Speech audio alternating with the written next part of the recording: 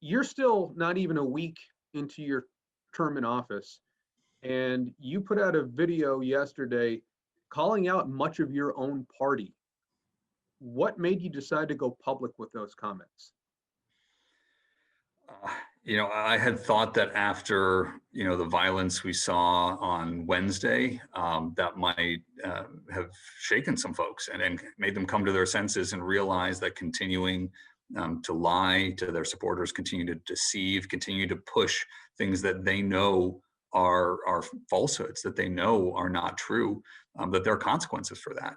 And I guess I think back, there were some folks giving speeches on the floor, after we had, after the Capitol Police had cleared, the Capitol, when they were sweeping up broken glass, when there was blood drying from the woman who was killed, when there was a Capitol Police officer on life support, who sadly passed away last night.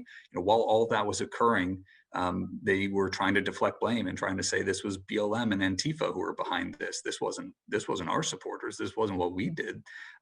Trying to shirk that responsibility and just that gaslighting.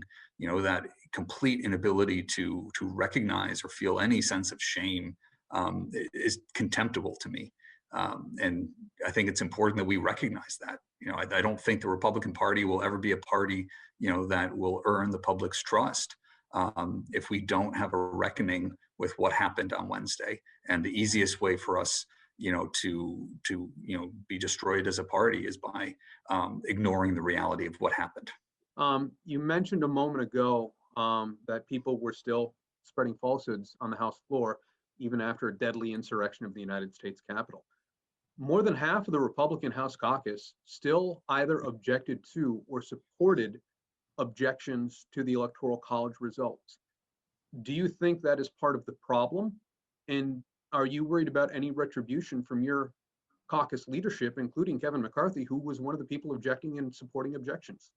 Now, our leadership said from the outset that they wouldn't punish or penalize anybody for voting one way or the other. I was talking about your video, though. We'll see. We'll see. I mean, at this point, I think there are bigger things at play than getting penalized on a committee assignment or otherwise kind of getting a dirty look or two. Again, there are 5 people who are dead. We lost control of the Capitol for the first time in 200 years. I already see people saying, well, what's the big deal? So the place where politicians work had a few windows broken, right? Again, I mean, this was an attempt to undermine our constitutional process. It was an attempt that, a lot of folks had encouraged, had egged on. What really struck me is that, there were folks who were objecting to certifying the Electoral College, and they would come up with rationalizations, that might make them, sleep at night. But what they were saying publicly was that this was a landslide election and it was stolen and it was fraudulent and we have to stop the steal. And I share concerns about electoral integrity. And I do think there are reforms that were needed. There were a lot of things that were done, for COVID, modifications to our process, that created opportunities for concerns about irregularities, for allegations that something was amiss.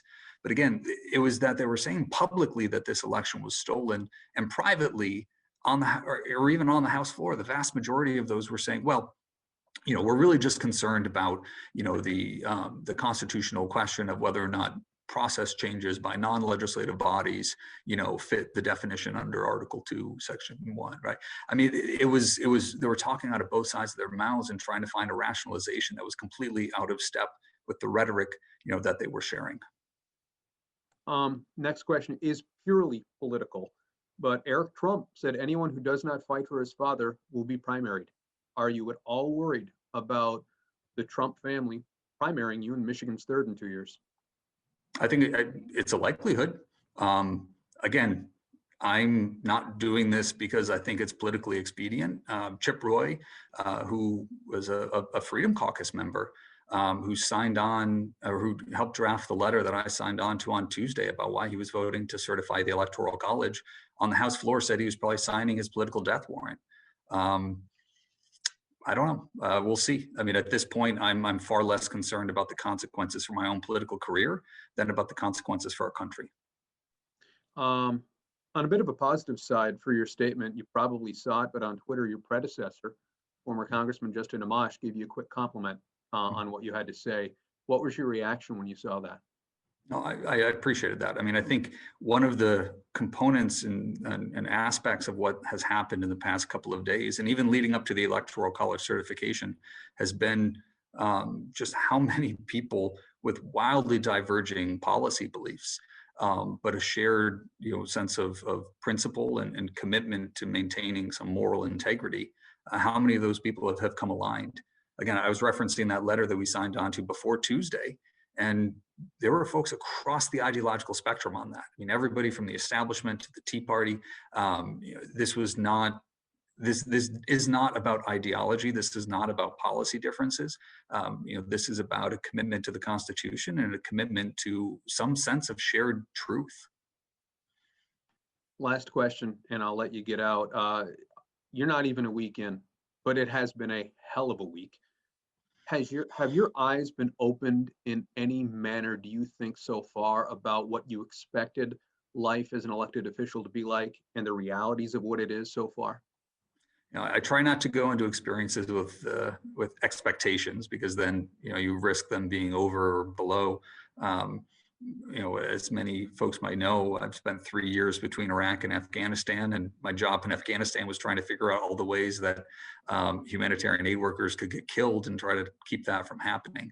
So my imagination tends to run pretty dark. I was speaking out before what happened on Wednesday, and saying I was concerned about the possibility for violence. I was concerned about the people who were building up, just completely unrealistic expectations, that this was something that Congress could overturn.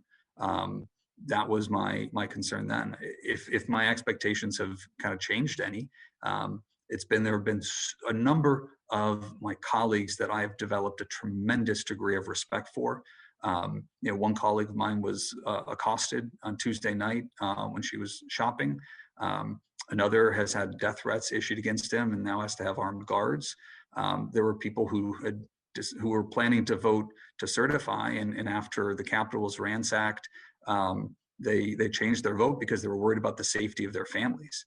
There have been a tremendous amount of people I've gained respect for, and they've shown that they can withstand the crucible of public pressure and threats. And to me, that makes me really proud to stand alongside them.